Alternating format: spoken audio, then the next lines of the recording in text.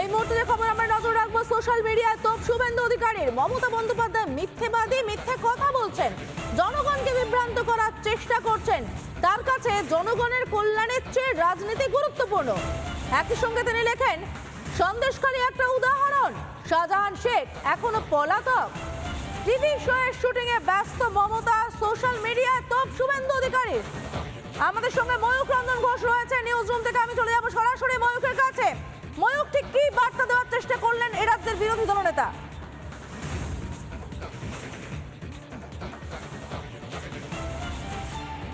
দেখো, শুভেন্দু অধিকারী বিরোধী দলনেতা খুব বড় একটা অভিযোগ করছেন। শুভেন্দু অধিকারী প্রায় কার্যত নিরোর জায়গাতেই মুখ্যমন্ত্রী মমতা বন্দ্যোপাধ্যায়কে রেখে, পুলিশমন্ত্রী মমতা বন্দ্যোপাধ্যায়কে রেখে একটি টুইট করেছেন এবং সেই টুইটটা আমি চেষ্টা করব দেখানোর। শুভেন্দু অধিকারীর এক্স স্যান্ডেল থেকে এই টুইটটা কিছুক্ষণ আগে এসেছে, যেখানে মমতা বন্দ্যোপাধ্যায়কে তুমি যেমনটা বললে একেবারে মিথ্যাবাদী হিসেবে তিনি লিখেছেন এবং এইটা অত্যন্ত গুরুত্বপূর্ণ। Mamata Bandyopadhyay is lying and tried to mislead people. Sandeshkhali যখন জ্বলছে, নোটোরিয়াস ক্রিমিনাল শেখ শাহজাহান যখন অ্যাবসকন্ডিং, আমি একবার চেষ্টা করব ধুম করে দেখানোর, যখন absconding, Mamata Bandyopadhyay busy reality TV শোতে শেম অন হার। এবং ছবিটা এই হচ্ছে সেই ছবি, এই সেই ছবি যে ছবি নিয়ে কথা হচ্ছে।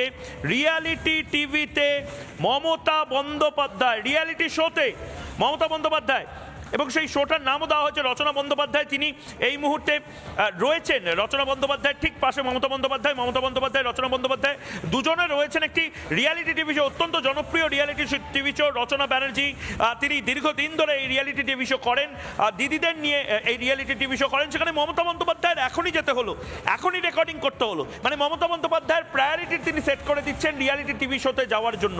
মমতা বন্দ্যোপাধ্যায় প্রায়োরিটি সেট করে দিচ্ছেন এই অনুষ্ঠানগুলোতে যাওয়ার জন্য।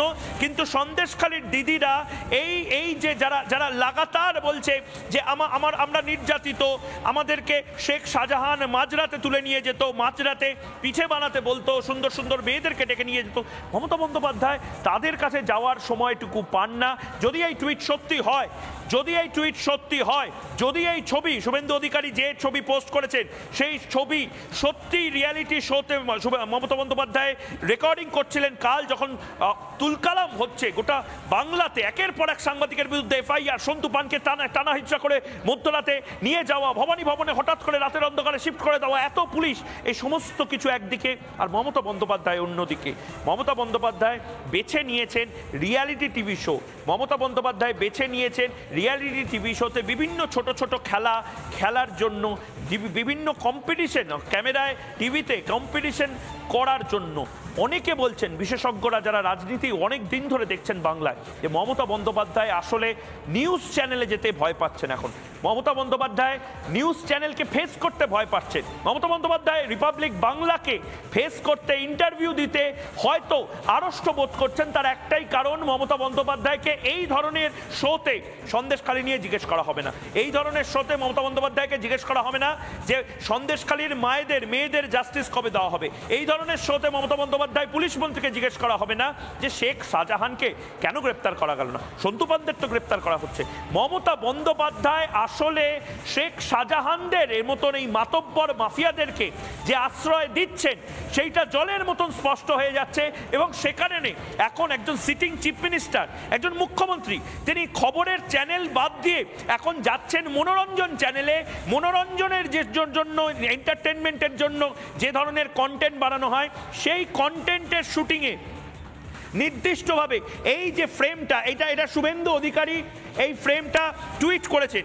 এই যে ফ্রেম, সেই ফ্রেমটায় নির্দিষ্টভাবে একটি জনপ্রিয় টিভি সিরিয়াল নয়, রিয়ালিটি টেলিভিশনের অনুষ্ঠানে মমতা বন্দ্যোপাধ্যায় আছেন এবং সেখানে উনি প্রতিযোগী হিসেবে এই মুহূর্তে, কন্টেস্টেন্ট হিসেবে এই মুহূর্তে পার্টিসিপেট করছেন। ওটা বাংলা এই মুহূর্তে অবাক, বিস্মিত এবং প্রশ্ন তুলছে, মমতা বন্দ্যোপাধ্যায় আপনার প্রায়োরিটি কোনটা? এই প্রশ্ন তো উঠবেই ময়ূক, এই প্রশ্ন উঠবে। তার কারণ আমরা দেখেছি এর আগেও মুখ্যমন্ত্রীকে বলতে বিভিন্ন জায়গায়, খবর দেখেন কেন, দেখবেন না, তার থেকে দেখুন না সিরিয়ালগুলো, ওগুলো তো আমি দেখি। এই ধরনের মন্তব্য তো ওনার মুখে আমরা শুনতে অভ্যস্ত ময়ূক। এবং সেই জায়গা থেকেই তো মুখ্যমন্ত্রী মমতা বন্দ্যোপাধ্যায় এই ধরনের রিয়েলিটি শোতেই বিশ্বাস রাখবেন, এই ধরনের রিয়েলিটি শোতেই সবথেকে বেশি প্রায়োরিটি দেবেন। সেটাই তো স্বাভাবিক ময়ূক, কারণ উনি তো খবর দেখুন মানুষ। মানুষ খবরগুলো জানুন, সেটাই তো উনি চান না। উনি নিজেই তো বলেন কেন খবর দেখছেন। 18 দিনেও সন্দেশখালী যাননি মমতা। সন্দেশখালী মহিলাদের কান্নায় মন গলেনি। রিয়েলিটি শোতে ব্যস্ত, কারণ তিনি চান না মানুষ খবর দেখুক।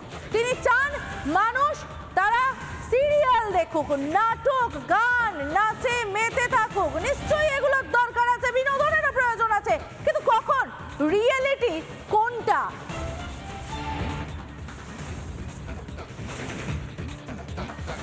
যে মমতা বন্দ্যোপাধ্যায়ের কোলে শেখ শাহজাহান দোলে, এই যে বাংলার মানুষের কাছে এই বার্তা যাচ্ছে, একজন রেপিস্ট মমতা বন্দ্যোপাধ্যায়ের কোলে গিয়ে বসে থাকছেন, মমতা বন্দ্যোপাধ্যায় তাকে দরাজ সার্টিফিকেট দিচ্ছে এবং সেই দরাজ সার্টিফিকেটের জন্য পুলিশ তাকে গ্রেপ্তার করছে না। শাহজাহানের গ্রেপ্তার না হওয়া পর্যন্ত সন্দেশখালী আমরা ভুলছি না, ভুলতে দেব না। মমতা বন্দ্যোপাধ্যায়কেও দুঃস্বপ্ন দেখাবো সন্দেশখালী। মানুষের কখন হয় বিনাশকালে বিপরীত বুদ্ধি।